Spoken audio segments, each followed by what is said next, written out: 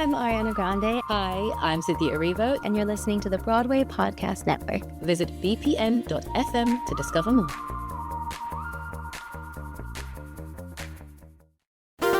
There's a cat over here. There's a cat over there. And the wrong one died. And the wrong one died.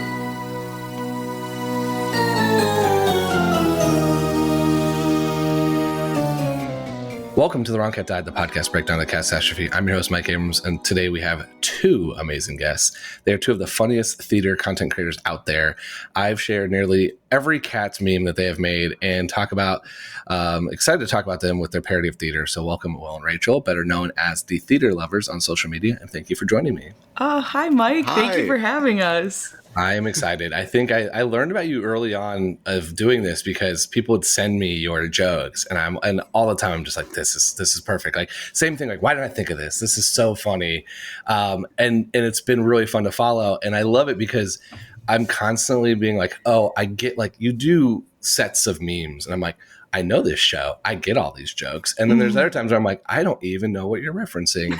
And I'm like, it looks funny. But I want to start kind of at the beginning of your content creation career. Like, how did you two decide to get in this and start making memes and build this following of theater content? Sure. Well, I guess it goes back a little bit further than that, where so we're married. We're a married couple.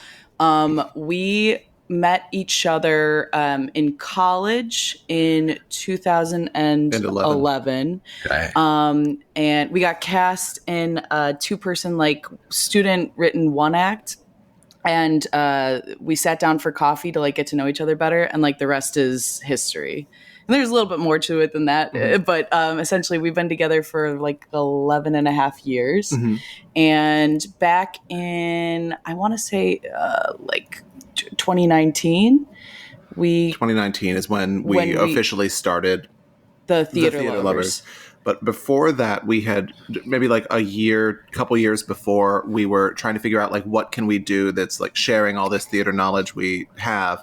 And we're like, is this a YouTube show? Is this like, how do we translate these little jokes that we're making every morning over coffee? It was a lot of like while we were watching media, and this is still how we make a lot of our content, is like when we're watching, you know, our show together or whatever, pop culture, and we're like, oh, that's Sweeney Todd, or like, oh, that's Cats, or oh, that's, you know, XYZ, you could fill in the blank. And we were kind of sending each other jokes when we weren't around, and it was just sort of like, this is something, but what is it?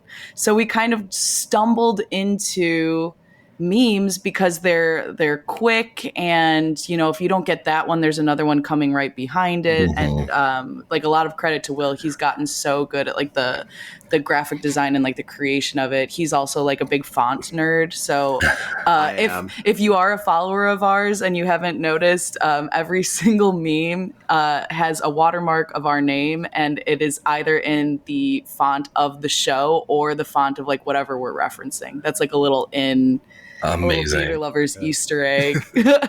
But yeah, so essentially we've been together a long time. We both studied theater. We've both done theater our entire lives. So we already had an incredible like wealth of knowledge in sort of like different pools of, you know, what we grew up consuming and studying.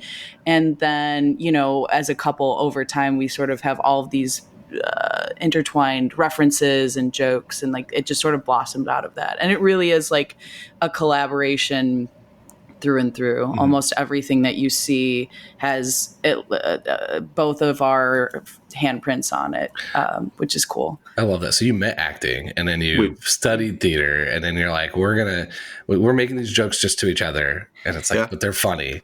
Yeah. So more people need to hear them and see them, and then you've turned it into this like amazing platform of like consistent stuff. I want to hear a little bit about like you hear. So it's like, you did stuff with Succession and all these other kind of like current things. Is it just like, oh, that makes me think of this show and that's how we then create a series? Or are you thinking through a lot of those things of like, I think I saw, this will come out a couple weeks later, but I think recently I saw like Bob's Burgers or like some other shows, and it's like there's a theme usually. Like, is that pre-planned or is it just kind of on the fly? A lot of it is on the fly.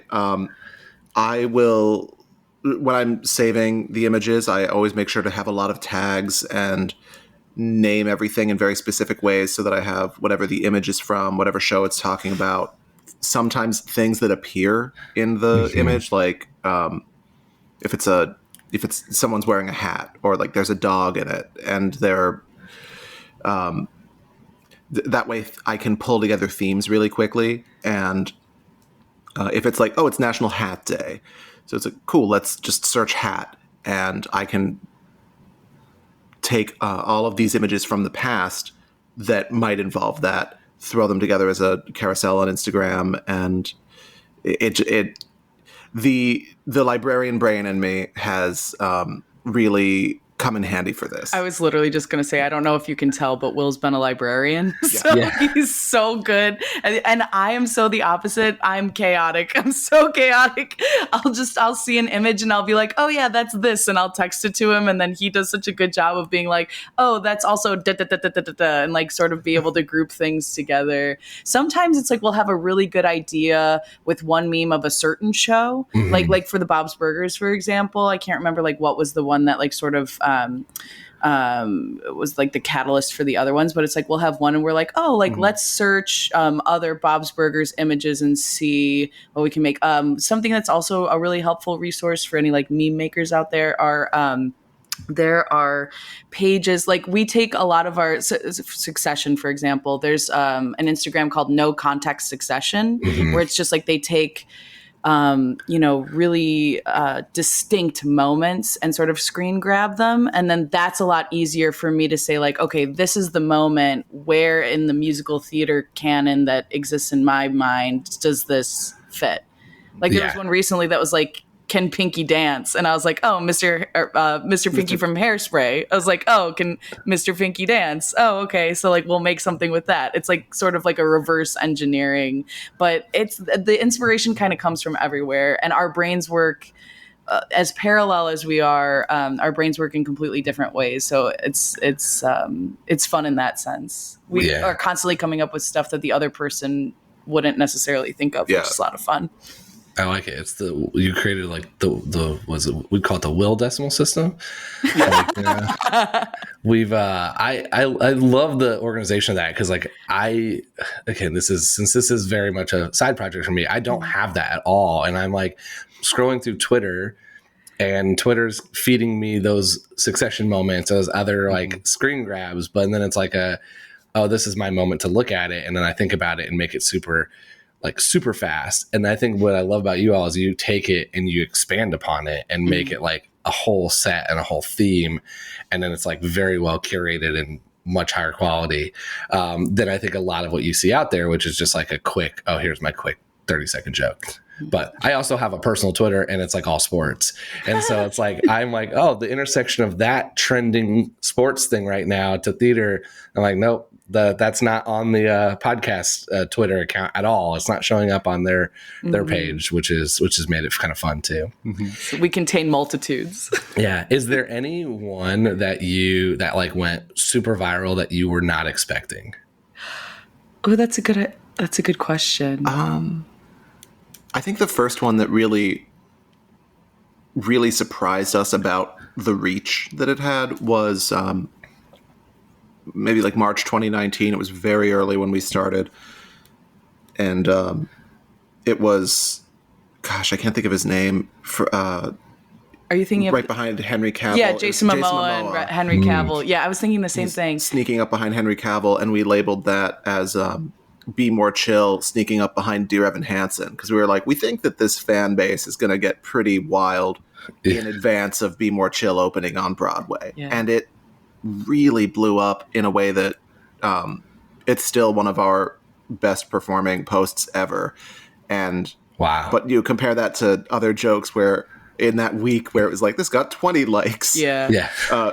Our early stuff, it was a lot of trial and error, which I tell people who kind of ask, like, if they're interested in doing the same thing. It's like, literally just make and put out as much stuff as humanly possible, because you don't know what's going to hit. And if you're putting stuff out at that kind of rate, it's not going to matter the stuff that doesn't. It's just learning what kind of, like spaghetti at the wall. Yeah. Done is better than good sometimes. Yeah. And it's through finishing it. It's not necessarily the what you think of it. It's like it needs to be out there, and you need to feel the reaction. It's previews for a show. Yeah, totally. And it's all about engagement. So it's like it doesn't have to be the most high produced thing. It's like if someone comments on it or it sparks the conversation. And I think like that's an interesting part I wanted to ask you about is as you shifted to like a different platform. So like you can make memes and throw them up on Instagram and Twitter pretty easily, but then you go to TikTok where you also have a following and you can't do that at all. I mean, it just doesn't land.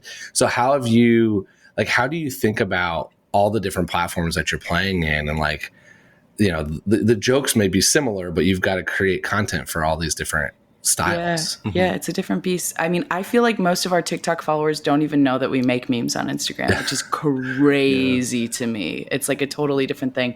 I still feel like we're not good at TikTok. I don't know.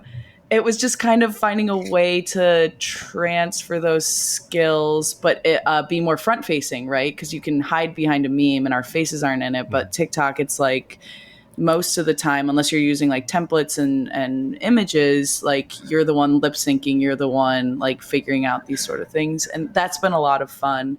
The nice thing too is, especially when Instagram started transferring like a lot of their time and energy into reels, you could sort of do double duty. So it's like you make it on TikTok, you take a high quality screen grab without the watermark, which they've made very difficult, but still possible. You also post it on Instagram. Something very interesting that I've found is that something will blow up on TikTok, tank on Instagram, and vice versa. It's very, very rare that it does well on both platforms. And I don't know if that's their algorithms. I don't know if that's the audience. Like I call this phase of content creation the Wild West. There's no rhyme or reason. You just put it out there. You hope people like it. And I'm always amazed when, even like yourself, like reaching out to us, like and saying that you like the content. I'm always shocked. I'm like, I had no idea the reach. I don't know. It's such a wild time. Yeah, it is so interesting because TikTok is a much more of like you need to be part of the video. Like you need to be part of it. And that's the challenge for me as someone who like basically doesn't like or need to be part of it. You know, like I don't need me on this, like because it's all about cats and I'm not in a cat's costume or but cosplayer. You're the template king. But I do love the templates. You are the template king. You do so well with all. I'm always impressed and I'm always a little bit jealous. Like you come up with some really, really good stuff. Templates are so fun for me because where I make memes and like I have a full-time job that's not related to theater, that's not related to this podcast. And it's not, you know, it's like everyone else. It's a demanding job that you have that takes a lot of your time and energy. And so I make these memes as I like use social media to take a break and just scroll through. And I'm like, that's a really funny template. And if it's a usable template, then it's like, okay, can I do it on my phone in about 5 or 10 minutes? And if I can, you see it. And that's why you see some are like really poorly done sometimes. And some are like kind of funny, but the picture, because I just have a saved set of pictures. I don't have the Will Decimal System. I have like a handful of screenshots of the different cats saved on my phone. And I have it in a folder. And I go to that. And I'm like, this is what I'm going to throw. This is my one Gus picture to use for this particular thing. And some of them work and some of them don't. And then I make a bunch and just throw them in drafts. And then every once in a while, I'm like, I haven't posted something in a while. I'm going to throw that one out. That's pretty much what we're doing just on a smaller scale. So it's fun. I mean, it's fun too, because I mean, what I love about you is I have a very narrow like set of jokes that I'm going after. You're going after theater. So you have a lot of like, you can see something and go, oh, that would land there with this show. And I'm like, there's only so many ways I can tie this to cats after a while. It's relatable. Let's pivot to cats. What's your favorite cats meme you've made? Okay, wait, before we do this, can I ask you, okay, so when you first reached out to us and I told you that we couldn't do the podcast yet because I had a cat's NDA. Yes. You figured out why? I'm just curious. I have not. Okay. What if I told you that are you on the part of the ballroom one? No. Okay. What if I told you that I'm the Rachel that you'd been in correspondence with? You are the Rachel. That's the Rachel. Wait, you're the Rachel. Wait, I am. I've been waiting for you to figure. I feel like a couple of times you'd gotten so close, and I was like, he's gonna call me on it. Okay, so if you're listening, it's even funnier is because I didn't realize that you talk to Joanna. Yes. I didn't know Yo was in charge of that. And every time you responded back to me, being like, I have to ask my boss. I'm like, I've known Joanna. She worked at the network. I've known Joanna forever since I started the network. And so I was like, wait, that is really funny. I did not put that together so at all. Funny? Okay. So so when you're talking about liking some of the Cats content, it's because I, and sometimes in adjacent to Will, made it. I love it. That is so funny. All this time I kept early on. I'm like, when I first started I had 3 goals of this show, and this, cause I was only supposed to do 10 episodes. Yes. I had 3 goals of the show. One was to actually have some people listen that wasn't just my family. Like, was anybody even going to listen to this? Cause I wasn't sure at first, cause I didn't know anything about the show. 2 was I was hoping that the Broadway people would enjoy it, and like the Cats community group people would like latch onto it or like it. So I was like, will the Cats actual account ever follow me or like it or ever see it? Like, is there any moment that or like, will Andrew Lloyd Webber or like any of this stuff, will there ever be that version of it? And then the third was kind of a subplot, is I really wanted to anger a fan who missed the joke, which I did very early on. Immediately, I'm sure. I was really hoping that happened a lot, because I was like, because it's funny to me if someone's just like doesn't realize the parody of it and gets like real into it, which I know there's very passionate fans. So that happened like 2 episodes welcome in. to our whole internet lives. Yeah. So I love it, because I just always reply back with another joke, and most of the time they get it. It's very rare anybody like stays angry, but that is so. Yeah, when you first replied, I'm like, oh my god, they finally recognized me. And then we did something together on the tour in DC, and I was like, we finally are doing this. And it's so strange to me now that I've heard from other shows that like in the rehearsal process, they're using the podcast as a way to hear how other people approach the characters. And education. Like, and so totally. What went from literally a meme I made about myself standing at what looked like a TED Talk as a joke has turned into now 120 plus episodes. Crazy. Kind of documenting the history of the show through a parody lens is still wild to me. I never thought it'd go past 10. I didn't agree past 10, and here we are today. That's showbiz, baby. So you're officially done, because as we're recording this, they are finishing in Hawaii right now. I know. I need to sort of figure out how we're wrapping everything up, because I still have some stuff on deck, and certainly the cast is posting a lot of content just about this last weekend and figuring out how to sort of like wrap everything up. But just like a little bit of the backstory, I don't want to waste anybody's time. And if you're listening right now and you're confused, okay, so I've been running the Cats official Instagram / Twitter, Facebook, social media, online presence. Thank you. And Rachel and I have been talking basically like daily for LOL. Yeah, exactly. Since November. So I took over in November. I had been, it's like through Spotco, which is a Broadway marketing agency. I'd been freelancing for them as like a community manager. So on certain shows, I log in, I answer comments, questions, share stories, that kind of thing, which is like in my wheelhouse because of the Theater Lovers. I got the job because of the Theater Lovers, which is very cool and something I would have never expected. Last November, they were kind of having a shakeup with their content creators, their social media managers, and they asked if I would take over Cats. And I was very intimidated by it because it's such a huge theater thing. Yeah. And full disclosure, going in, it was not my favorite musical. And we'll sort of talk about this a little bit later, where like Will is the Cats guy. And I've always just sort of been like, I could take it or leave it. The songs are bops. I found the taping to be kind of like a nightmare. Certainly the movie, I was like, what is this? Yeah. What are we doing? So I was like, if you're cool with me, maybe not loving it, but understanding it, I'll definitely take it over. And I have grown to love it because of the interactions that I've had with the fans on the page, which is such a wild, something I would have never experienced, anticipated going in.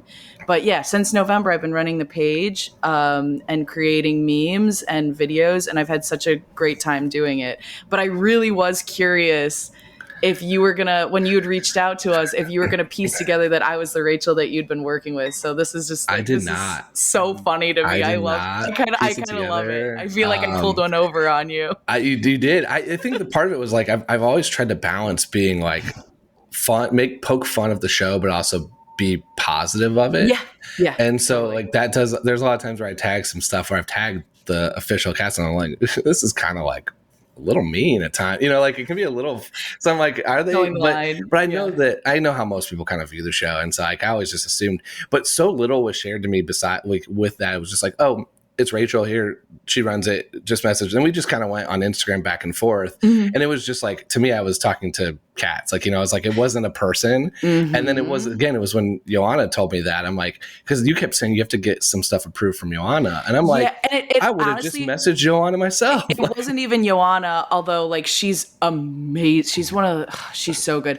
It was actually the theatrical group that, like, essentially I have a whole string of bosses that I would have to clear everything with. And Joanna was just sort of like the one above me. And sort of, she mentioned this when you interviewed her, that a lot of times it was just spell check. Like she was just making sure I was spelling things right. Sentences made sense. But there's like a whole hierarchy of people all the way up to like really useful group that had to sort of like make sure, which is why we went back and forth so much where it's like, oh, I love this idea, but I don't think it's going to fly with them. But I will say for all the people that I've sort of freelanced for, they've allowed me to have the most fun, and they really understood like sort of where I'm coming from as a content creator and like memes, and sort of like they let me do a lot of things that other people wouldn't necessarily, which is fun. They're great. They are protective. I did a fundraising event with the touring cast for like a reunion, and it was a lot of like hurdles and clearance and nothing bad, but just like, oh, let's make sure we're respecting it. Mm-hmm. And that's where it's kind of fun for me is like, I've always wondered, like, do I want to talk to an Andrew Lloyd Webber if he'd ever even consider it? But I'm like, my whole show, I have hundreds of episodes basically telling him that his ending is wrong. And so it's like, do I really like that's my premise is and I want to change. Famously great at criticism, Andrew. Yeah. So like every time it's like, oh, if he does learn of it, I'm like, yeah, but that's my criticism. Even as parody, that's the criticism. So it was an early kind of delicate balance of like, hopefully people see the fandom and parody in it, and not just because I actually do want a different ending. Like I firmly believe it deserves a different ending, and that makes it interesting as I've talked to more super fans, because they're like, don't even like the revival choreography, and I'm like, I couldn't tell you the difference between the two choreographies to begin with. Yeah, very, very protective of the version that they love, for sure. But okay, so to answer your question, I know, tangent. No, it was a great tangent. My favorite thing that I've made personally, and sort of going along with the podcast and sort of the whole ethos of all of this, was there was when that Zoolander trend was happening a few months back, where it was Derek Zoolander walking out onto like a red carpet, and then he sees Hansel and then realizes, that things aren't going the way. My favorite thing that I've made was a label of that, where it was like the other cats thinking that they're going to the Heaviside lair, and then in walks in Grisabella. I thought that was so funny. That's personally my favorite thing that I've made. Yeah. I think for me, it would be like a who would win. And it says like the entire company of cats, or one audience member going pss, pss, pss, pss. And like, was it that, or was it a laser pointer, or like it might have been a laser pointer. It doesn't matter. That's great. The thought is there either way. But now I'm drawing a blank on which there's one, but there's one you made that every time I see it, I'm like, I have to reshare it. It makes me laugh every time, and it's cats related. And now I'm drawing a blank on which one it is, and it was related to Grisabella. It was another like Grisabella coming in. Was it like through the ceiling? Yes, that's that one every time. She's hanging up in the ceiling all of Act 2, the rest of Act 2. I see that one. Because I didn't realize, again, as I learned stuff, I didn't realize that Grisabella's on stage for 15 minutes of a 2.5 hour show, which is wild. Yeah, Princess Track. Yeah. So that was great. We're going to take a quick break, and then we'll be back for more of The Wrong Cat Died.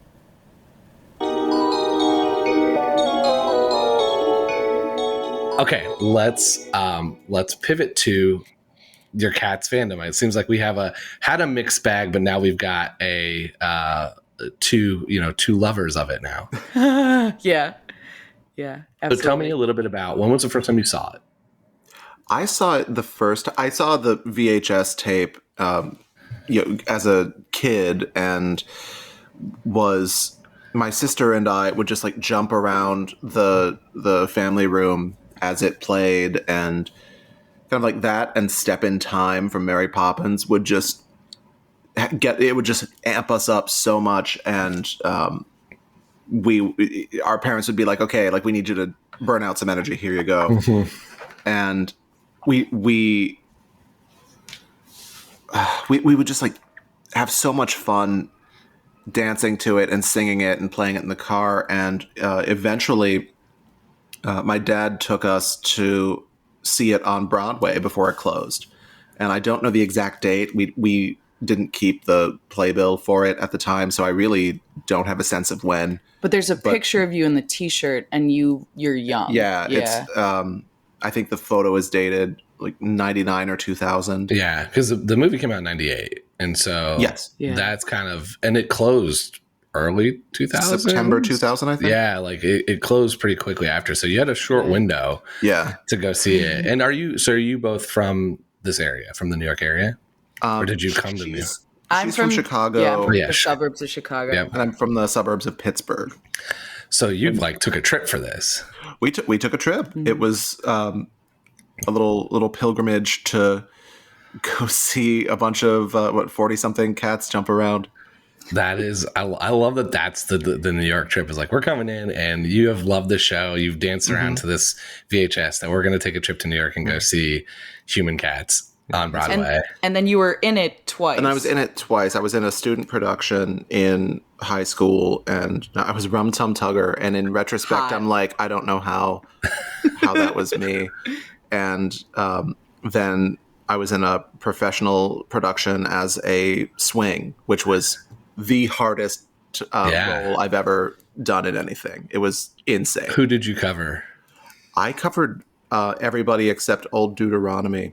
Bummer. Wow. It was like that would have been like a regional. Yeah. That would have been ideal. But it was January, and everybody in the company just kept getting sick. So as there were staging rehearsals, I would be taking notes for everybody, but also holding somebody's spot mid-rehearsal as they are figuring it out. So it was just insane. And then one rehearsal I was in for Old Deuteronomy, and I was like, I can't believe they're going to make me sing the addressing of cats. It's like I'm just a swing. When you did a high school production, what do they tell you of the story? They were, I mean, the bones of it. That's like the Old Deuteronomy is going to choose which of these cats gets to go to kitty heaven. Kitty heaven was always the phrase that the director would use. But and it was kind of sarcastic, but like there wasn't exactly a clearer way to put it.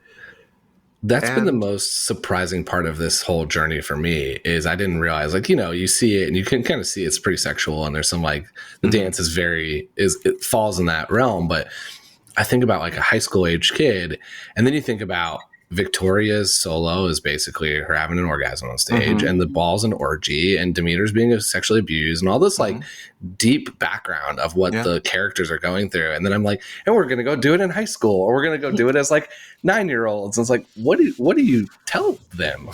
like how do you give them the essence of their character to go play when that's the actual answer to the question? Because you had said in a previous podcast that after, like, in 24 hours after you had seen it originally, you were like, this is not, like, kids should not see this. The whole time I was in there, I was like, it was the first moment that I was like, and I was sitting next to children. The first time I saw it was the last preview of 2016, or second last preview. My friend got sick, who got me the tickets for free. It was a friend who works on Broadway, couldn't come. I had lived in New York for like 3 weeks. Knew nobody really, and not the people I knew. It wasn't like, hey, in 2 hours, do you want to go see Cats with me? That wasn't going to be my first impression to some of my new coworkers and friends.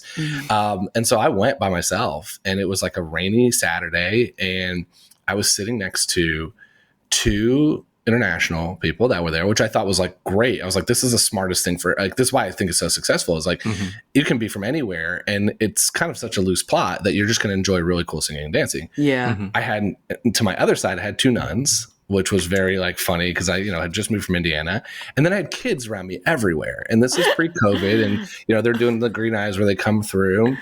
But the moment that it was like, this is a lot, is in Tugger's song. There are 3 cats, and at least in this choreography I've seen, there's 3 cats that are on their knees right in front of him, and he like basically crotch thrusts in their face. And I'm like, that's pretty sexual for what's 5-year-old sitting in front of me, like that. And then it's like, then I've learned all this other stuff, and you can see that like it's a lot. And then they murder a cat at the end. Like, the more I started going, I'm like, now I'm a little bit more softened on it. Of the up until teenage years, you're probably fine because all the sexual stuff's going to go over your head. You're not going to recognize it. It's just cats dancing. But that 13, 14 to 18 range, you're probably picking up on most of that stuff. Yeah. And it's definitely a decision. It's a decision to go. But I'm more fascinated by how they like project to do it as kids for dancing or for high school or even regional. I had somebody on recently who did it as a 10-year-old in a regional production, and it's like they were playing one of the kittens. It's like, God, that's got to be so hard to kind of tell all the adults in the production this backstory, and then you've got to kind of almost protect the innocence of a 10-year-old that's doing this. And it is it's a real life type of like, there's nothing crazy about it. There's stories that should be told, but it's one that is so child based because of the cats aspect, and then the story is so dark. And the movie was kind of dark. The new movie, the 2019 movie, was kind of dark. Super dark. It's like, yeah, this is what it could be or should be if you really look at it. And it's to me, it's just an interesting debate. I didn't go as a kid. My mom took my sister. I don't think either of them cared too much for it. And then I knew Did they start a podcast? Nope, they didn't. I didn't even know. Yeah, it was a little early for that. It was probably in the 90s. So there wasn't, they didn't have the microphone set up. They're just tapes. Yeah, they're just they're VHS tapes somewhere buried. No, I don't think either of them cared about it. My sister didn't do a lot of theater either. And, but my mom's a music teacher, and that's where she plays the piano and played memory and some of that stuff.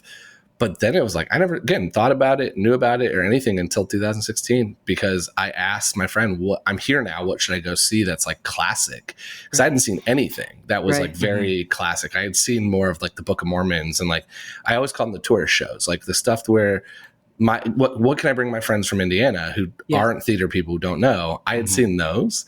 I was like, well, I'm here, let's go on a random Tuesday to these other things, which is the beauty of being in New York. Yeah, and totally. I ended up at Cats as one of my first ones, and it was Leona Lewis, and it was an experience. Unbelievable. But and now I'm talking to the Cats social media people. Yeah. Well, here we are. What a journey it's been. Honestly, okay, yeah. So that's Will's backstory. My backstory is I've literally never seen it on stage. Never. I was supposed to see this tour. I was going to take a trip to Chicago to see them, and I was going to visit family. And then it was like somebody in my family had gotten sick, and it was like a whole thing. And then I ended up not being able to go. I honestly, for a second, thought about seeing them in Hawaii. I really did. I was like, should I just? What a terrible place to end your tour. I know. Well, oh my God. I DM'd them, and I was like, are you sure you don't want anybody to like cover the last like the tour? Like you don't want to like post me up in Hawaii? But no, it's really not that deep. But no, I've never seen it in person. I've seen the filmed, like the pro shot. I've seen the 2019 film. And then my mom growing up, my family, it's very funny. I'm such a little odd duck in my family because they're all like sports people. And I like came out of the womb like I love musical theater, whatever that is. My mom had like a best of Andrew Lloyd Webber CD.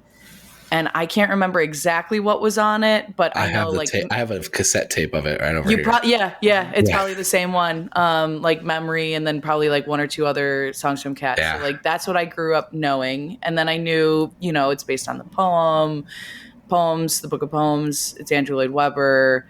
it's cats and that it ran for a really long time. Like that was all. That's and then like the know. references, the pop culture references to it. But yeah, I've still never seen it on stage. I'm really sad that I didn't get to see this touring cast because I feel like a very like parasocial, obviously in like a healthy way, but it's like I've interacted with them and watched them do lives and like, like shared their content. So it's like, I feel like I know all of them. It would be very fun to see them do this tour, but it just didn't pan out.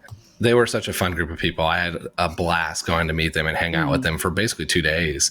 And, what's crazy about this is I don't think a lot of people know this, but I've still only seen the show 4 times on stage. I saw Leona Lewis. I saw it a year later. My friend came back and was like, we've got to go see it. I know you're obsessed. I'm like, I'm not obsessed. I made one joke about this. And because of it, and I just like thought about it, but we went again because they flew in from Indiana for work, and then they wanted to see one show and they wanted to see Cats. I had not seen it again until I went to the tour, and I went to DC. And I saw it twice because I filmed with them right before, which was my dream, was to give them ideas to go take on stage. I thought that was so cool. Cool. I gave about half like very traditional, here's what some fans think, and I gave about half like, there's nobody else that said this, but this is something I think could be really interesting. Let me know if it works. Sure. And then I came back, we watched it, and it was cool because like I could see at moments, I was like, oh, you could see them trying that, like, because it was like we were in a very good seat to watch it, and I was with my producer, and then I went the next day to film again with how did it go. But to do that, it was like, they're so busy, and like I was trying to be really mindful of like, they're on tour, they're busy, they're doing shows. On Saturday they're going to do 2 shows. Like, how can I do this? So I just showed up like an hour before and came right before they like went on, as they were like doing makeup, and did that quick video of like, did this work or did it not? And then I just stayed for the show after. Cool. So I've seen it 4 times. I've seen the 2019 movie 1.5 times. The half was during COVID with my family. That's the appropriate amount of times. And they couldn't do it. And I have not really sat down to watch it again. Did they make it to Jason Derulo screaming milk at the top of his lungs? Or they did. I think, where did we cut off? It was about halfway through. It was like, again, it was during COVID. It was like peak COVID of where you were like, what content's left? Like, we had watched Tiger King, The Last Dance, Jordan thing. Like, we've watched everything. And I was like, let's watch this movie tonight. And about halfway through, they're like, does this get any better? And I go, no, it doesn't. It's about this level the whole way through. And they turned it off. This is a good representation of the rest of the cat who is repeatedly said to not be there. He's actually there quite all the time. So all the time, yeah. And then I've only seen the 1998 movie full through twice. Okay, yeah. And the first time was on a work trip on a plane on an iPad. And I was sitting on the plane, and I took the window seat. I'm like trying to hide it at one point because I was usually just sitting on the table in front of me, whatever you're watching. And I'm like, this is going to be a weird one because I'm in business casual, like with my work stuff with me. And all of a sudden I pull out this iPad and throw it up on there, and it just started, and everyone around me started looking, and I'm like, I'm going to turn this a little bit.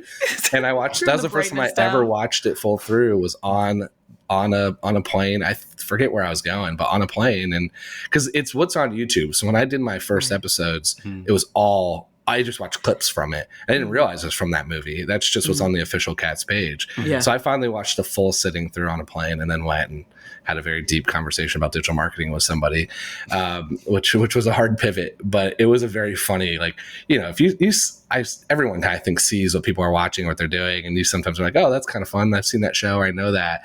I had some looks of like, what is this guy doing watching this version right now on a work trip, clearly. That's so funny. But and now I've recorded with 25 productions and regional productions and all kinds of stuff. Which episode is this? This is like 120. I can tell you the exact number. This will be probably 123. Wow. Good for you. And that doesn't include some bonuses and some other stuff that we've done. And still going strong. I'm trying to think if there's a more chaotic thing to watch on a plane. Like the 2019 Cats movie. I guess so. But maybe not even because it's so dark. That's true. I feel like if I were sitting on a plane and saw, like, if I were like looking, what would be a more? I think that's it. One time I was on the subway. It was the L at like 2 a.m. as I was getting off of a restaurant job, and this man. There's that time before the L actually starts from 8th Avenue. And this man gets on in a black suit, black tie, pitch black sunglasses. He sits down, puts a briefcase, like a metal briefcase, on the seat next to him, opens it up. There's a portable DVD player in there, and he starts playing Men in Black from the middle. And I was like, what is... This is a 2 a.m. L train moment. Oh man, I've had some subway moments as I've lived here since 2016, and you see some stuff. And I guess the only thing that could have made your flight better is if you had been dressed as in cat, full in a costume. I think what makes it strange is like they're in costume, so and it's not cartoon. It's like it's human and cats, and I love all the videos. I think your cast has shared some, but like when they do 2 show days and they don't get out of makeup and they just put a hat on and go to work to lunch after dinner before their other show. It's like, they're going to get some looks. Yeah.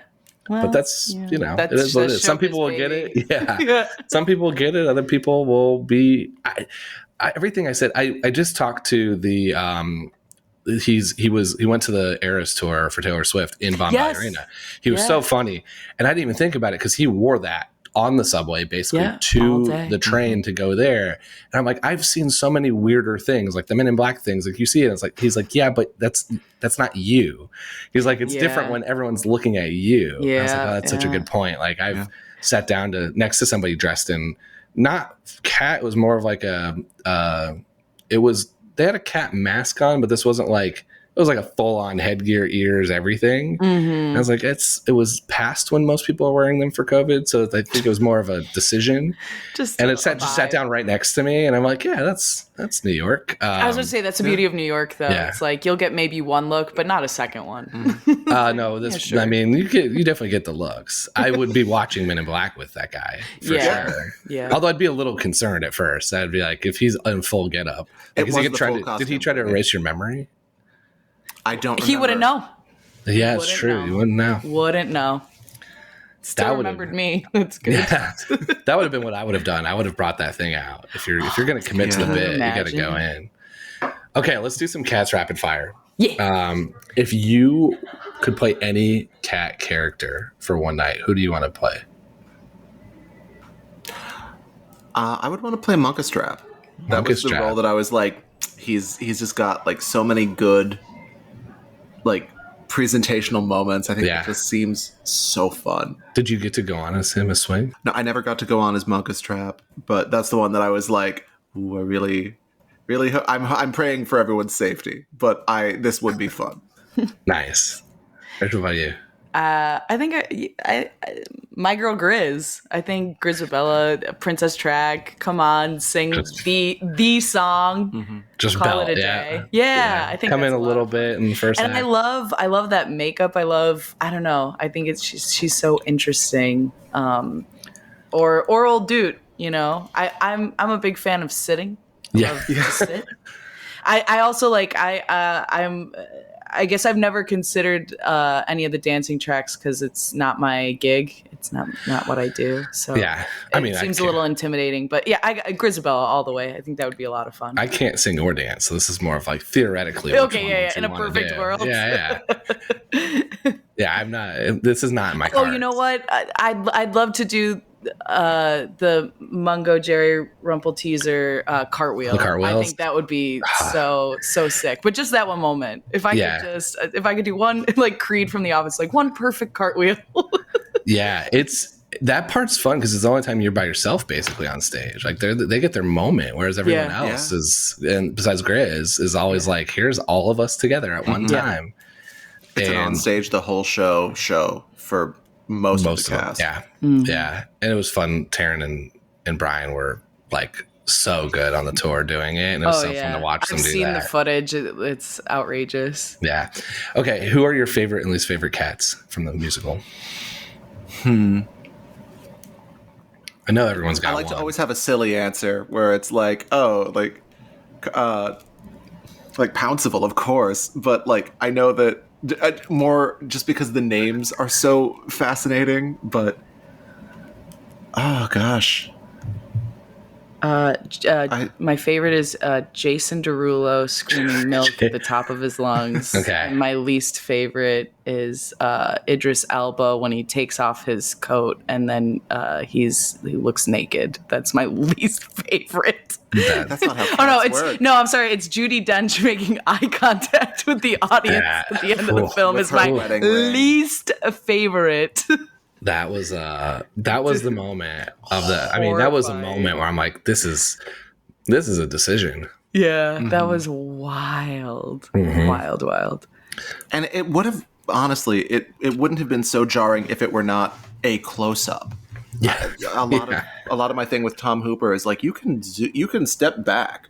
Like it seems like he's a close talker because everything is shot in a close-up all the time. Yeah, that's one of my least favorite things about musical theater directing for film is like everything is just too zoomed in. Mm-hmm. I mean, I don't understand why more. I'm not in the industry to know how any of this works, but as a viewer, especially like the 2019 movie, I'm like, just zoom out and let me watch the dancing. Like, why can I not just have the pictures? Yeah, or give me the stage pictures. Stick a camera at orchestra center row J and wide lens it and let people watch it the way it was intended. In the 30s, Fred Astaire and Hermes Pan were like, you need to show the entire dancer to appreciate dance on film. You can't shoot people from the waist up because you lose half of the performance. Yeah. And unless you're shooting Kermit the Frog tap dancing, and then that's how you have to shoot it. Yeah. You don't have to shoot it that way. It's just, it makes it easier. But there are times. Are you implying that Kermit the Frog is actually tap dancing and they're just being lazy? You don't think he's actually tap dancing there? No, there's a technique. If you look up the Muppets Happy Feet on YouTube, it's a Hollywood Bowl performance where they do have puppeteers for the feet, and it is, but it's not so fun to watch. But we're talking about film. See, this is what we do every morning. Yes. This is a theater lover sneak peek. But what is cool about that Hollywood Bowl clip is that you do see the performers, and they are in like not a green screen full bodysuit, but it's like black, so they blend in, and everything is projected. So you are seeing the performers in person, and you're seeing the projection of it. Like a camera would see, and like they could do that. We got wildly off topic. I think you should have. I think you have a template that you can use in the Will Decimal System. You need to search waist up. If you have waist up, and that can be your next thing of like you've lost the feet. It's a where did they go? What do you have from there? Did you say most and least favorite cats? I think my favorite is Skimbleshanks because I do love his. I love that song every time it happens. It's like in the perfect spot where you need a pickup. Yeah. Least favorite, I think it's gotta be Growl Tiger for just the issues. Yeah. I never saw the Growl Tiger, so but yes, I'm aware of the issues. 7,485 times all that happened. Yes. Okay, what's your favorite song from the show?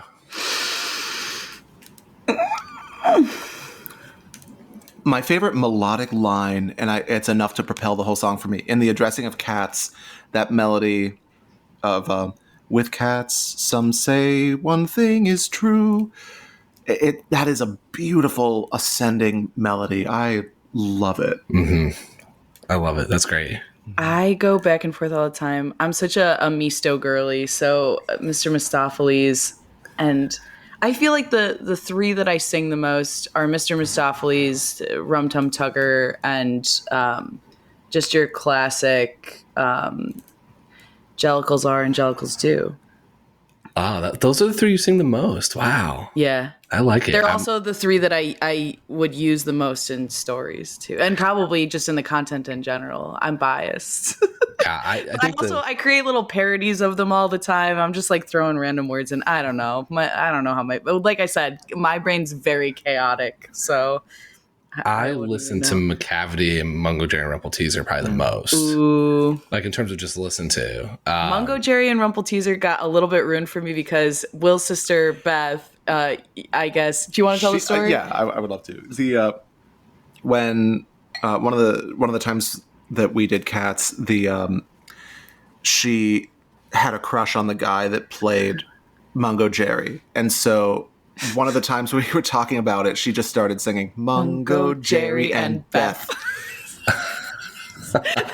That's like the only. I walk around the house singing it all the time. I'm like Mungo Jerry and Beth. So it's like it's ruined. It is what it is. She improved on T.S. Eliot. Shout out to Beth, a real one. Cats have 3 names. One might be Beth. That's so iconic. That's so good. There's a cat named Peter. Why not a cat named Beth? Peter's my least favorite. That's my answer. Good. It's always been my answer. Is Peter's my least favorite. It's Bus Gus's dancing cat in the beginning, and that's Got it. And it's only in 2016 because they have different names in other versions. Yeah. And so it's like Christopher Gurr. I was like, you are my choice of Gus, but also my least favorite choice is Peter. We hate Peter. I just Peter. There's also Gilbert in a couple of productions. Mm-hmm. Yeah, there's some choices. I just learned about one. I don't know if the episode will be out yet. But there was they nicknamed a generic ensemble cat that just danced the open number, and they had this cat come in and didn't have a name, and so they kind of made up names for him every night, and it was just like it wasn't even like a costume. It was just like a generic onesie and a different makeup pot just to have another body to dance. I was like, that's really what Peter is. Yeah. But it's over the years. The blank. Yeah, you just need someone to dance. Mm-hmm. Which cat do you think would be the best content creator? I've thought about this a lot, so I have a lot of answers to this question. Can I see the list? Yeah. We'll print it because it's Will. He printed out a whole list. I was like, because I know I'm going to forget names. I was like, oh gosh, Jelly Lorum, what? Okay, I'm gonna show my hand a little bit, and what so the cat that Taylor Swift played in the movie, Bombalurina. Maybe her. She's a good answer. She would definitely be. I feel like she's got a lot of time on her hands too, right? Yeah. So she'd be TikToking for sure. For sure. Every dance. I guess it depends on what platform are we talking about. I think there's I have answers for all of them. I think she's a TikTok queen. She's doing all the dances on TikTok. No, Instagram. She's got that like the bedazzled catnip. She's a lifestyle influencer through and through. That's my vote. I think Mr. Mistopheles would be really good with video editing for TikTok. Yeah, he'd magic. Be so good. Yeah. We want to talk about AI. Yeah. I'd be like, how'd he do that? It's a ChatGPT. Yeah, I love that. That's really fun. I've got a couple others of you. Yeah, hit us.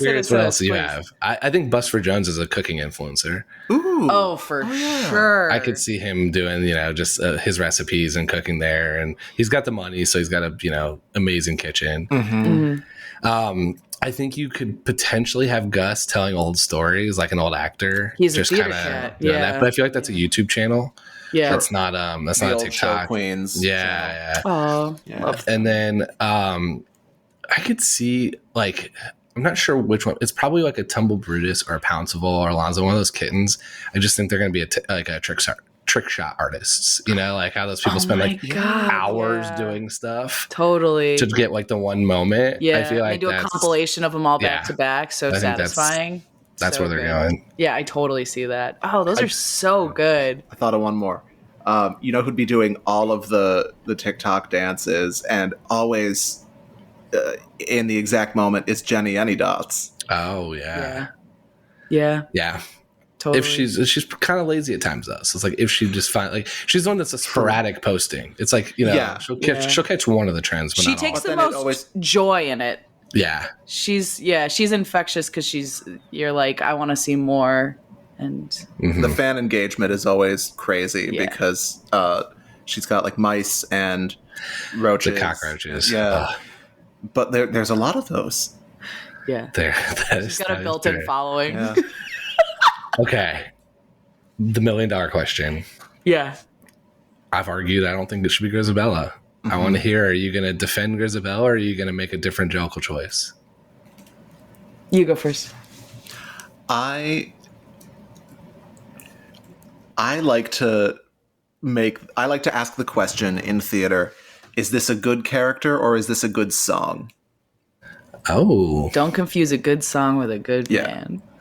We that started with Freddie from My Fair Lady with On the Street Where You Live, where it's like, he's still very dumb. And he's demonstrated several times he and Eliza Doolittle are not a good fit. But because his song is so convincing and it's very romantic, you forget that he is just standing outside a woman's house who he talked to once. And he's like, I'm obsessed with you, holding up a boombox like in Say Anything. And she's like, I don't want to come outside, man. Yeah. You were not invited. The maid has to be like, you need to go. Yeah. But it's a good song, so everyone forgets about that. Grisabella, I think Memory really is a great song that makes a better argument than her circumstances do. Oh, definitely. I don't know who I would pick, though. Because I want to go like Skimbleshanks, who I love his song, and I love how... You know what? Let's make it Skimbleshanks, because he deserves a break. He needs rest. Taking care of everybody, yeah. He's working on a train, and he has full range of where to be in the train, but he's still at work. Yeah. His home and workplace are the same, and that's exhausting.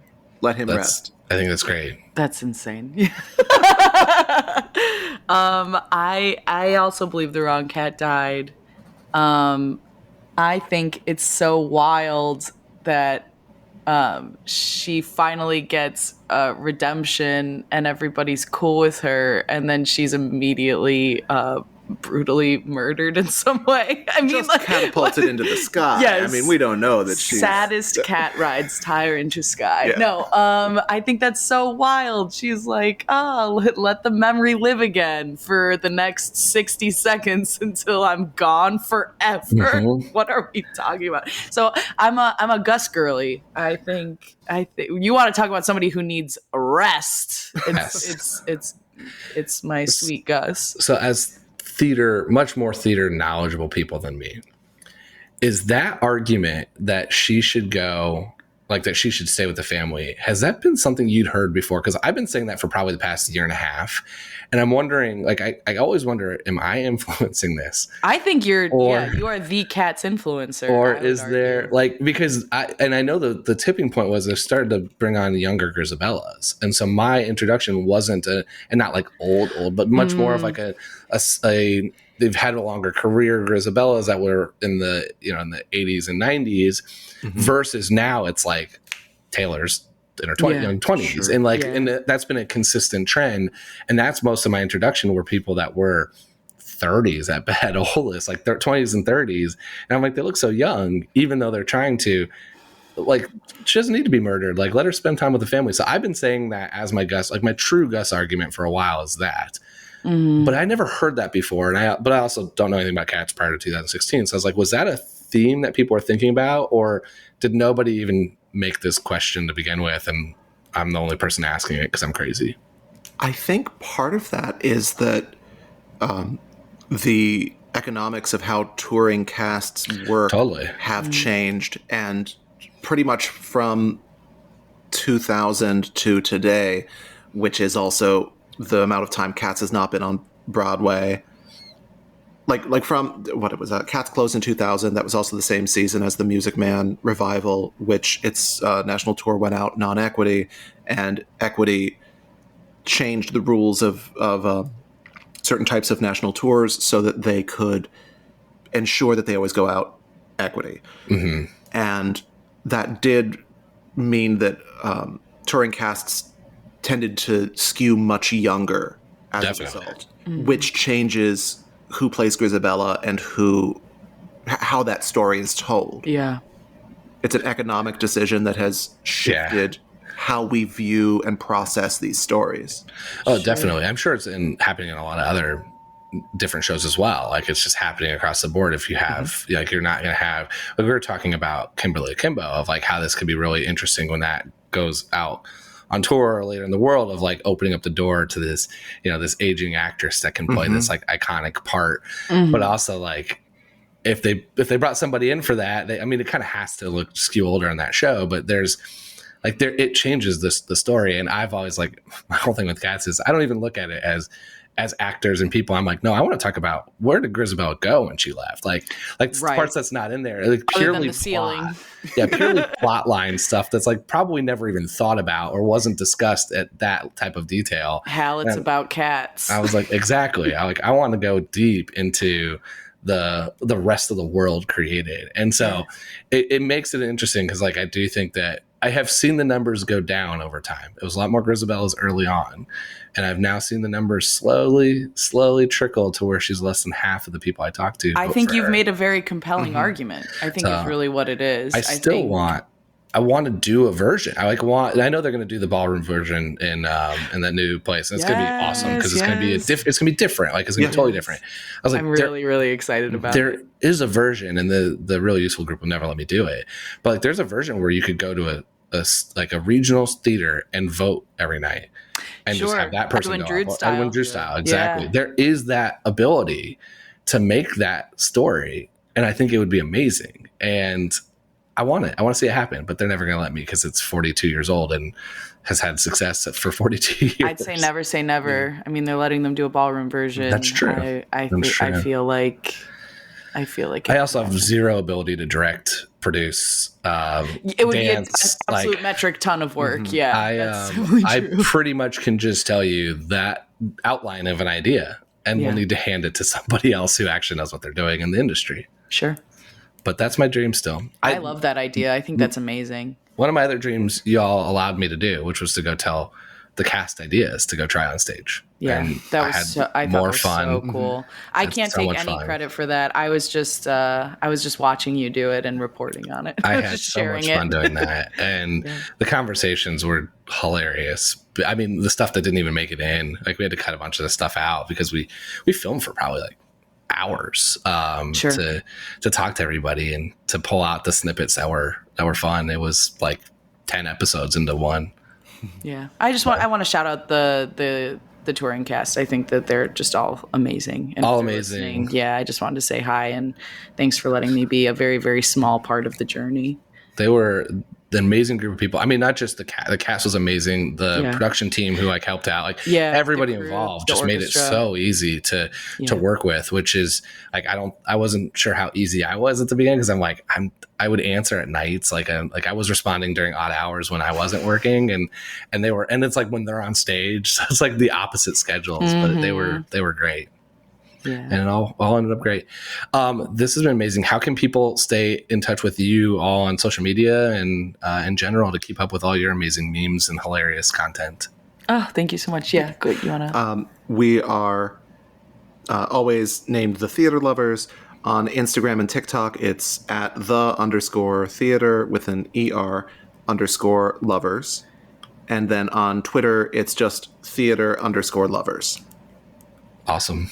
Yeah. Well, we got more stuff in the down the pipeline, so I can't wait to see it. Yeah, follow. I always love it. I'll be sharing anything you make, Cats. I'll be sharing, unless you want to just collab on more.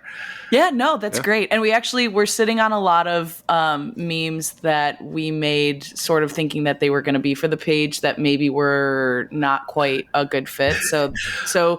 We'll tag you. I love it. All the stuff that got rejected by your bosses are going to come out now on your channel. Not even rejected. Some of them we made and we were just like, oh, we can't put this on the official page, but we can put it on ours. Yeah. I love it. So there's more Cats content coming for sure. So excited. A nice little pile of memes. So excited. Thanks. Amazing. Oh, thank you for having us on. We really appreciate it. We really appreciate it. We love what you do. Thank you so much. Thank you for being here. And thanks everyone else for listening to this episode of The Wrong Cat Died, the podcast breakdown of the catastrophe. To follow along, you can subscribe on Apple Podcasts, Spotify, Stitcher, or any else you listen to podcasts. Follow us on Twitter, Instagram, and TikTok at The Wrong Cat Died, or check out our website, thewrongcatdied.com.